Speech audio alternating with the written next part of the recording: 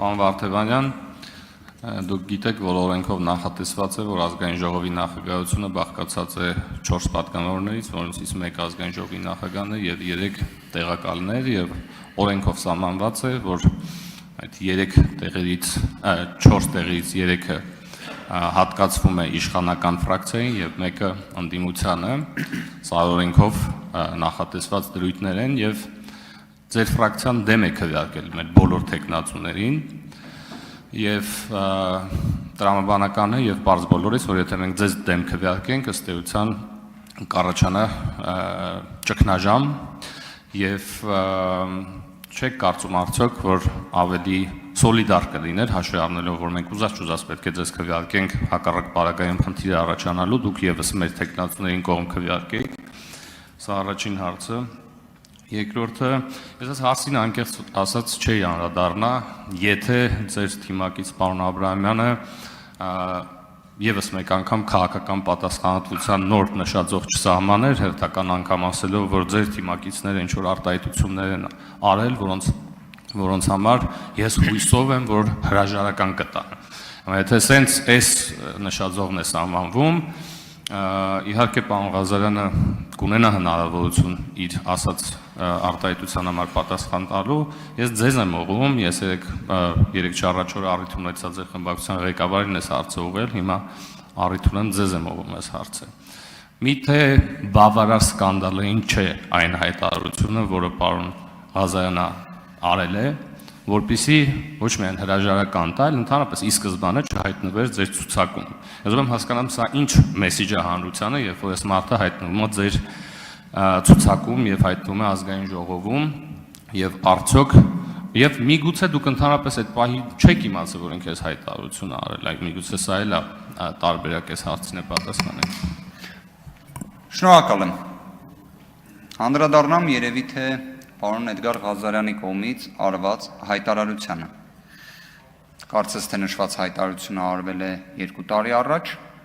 արվել է այն ժամանակահատվածում, երբ Էդգար Ղազարյանը առնչություն չի ունեցել ուժեղ Հայաստան կուսակցությունների դաշինքի հետ, ոչ էլ խմբակցության։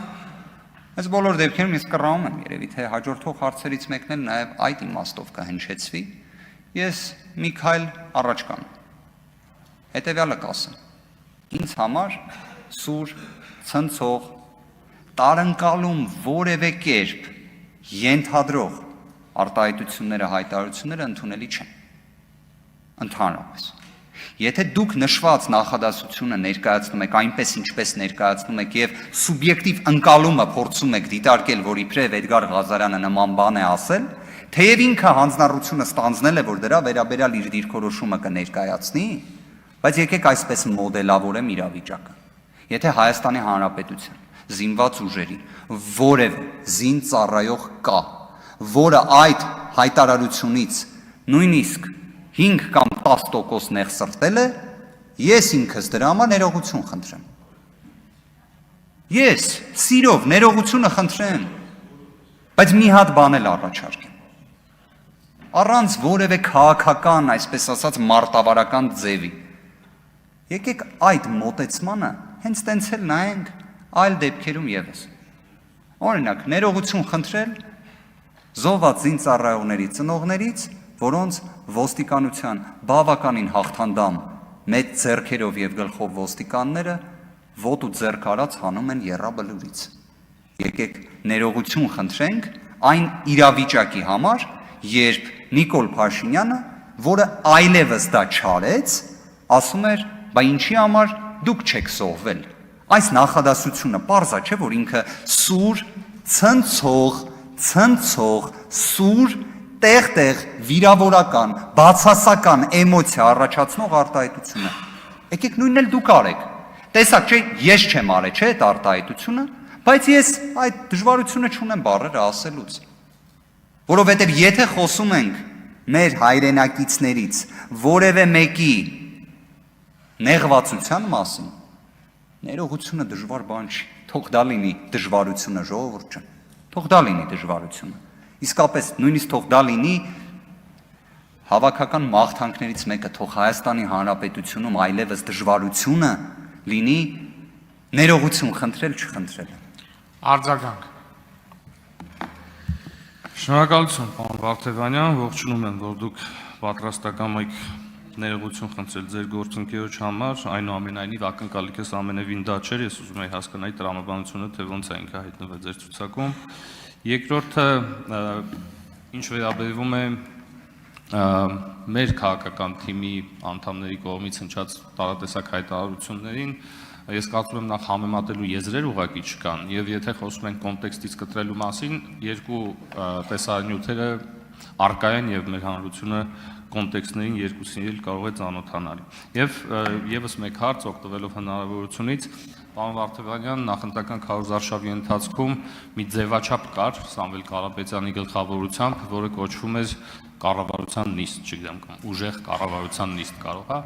որտեղ դուք եւս մասնակցում եք, մասնավորապես այդ հայտնի Հակասաֆարովյան օրենքը դուք եք զեկուցել այդ կառավարության նիստի ժամանակ, եւ ուզում եմ, եթե թույլ տաք եւս կես րոպե, պարոն Ռուբինյան, եւ հարցս հետեւյալն է. Արդյոք 300,000 ադրբեջանցիների վերադարձի այդ թեման ծնվել է այդ ձևաչափով, արդյոք դուք մասնակցել եք այդ քննարկումներին եւ արդյոք այդ տեսահոլովակների բովանդակության մեջ դուք մասնակցություն ունեցել եք։ Տեսահոլովակներից որևէ մեկի բովանդակության մեջ բացառությամբ այն դեպքերի, երբ տեսահոլովակում օրինակ ես կամ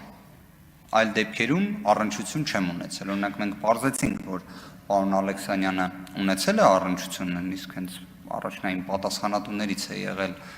քաղաքացիական պայմանագիր կուսակցության տեսահոլովակների տեսանյութերի, իմ վերաբերյալ նման տեղեկություն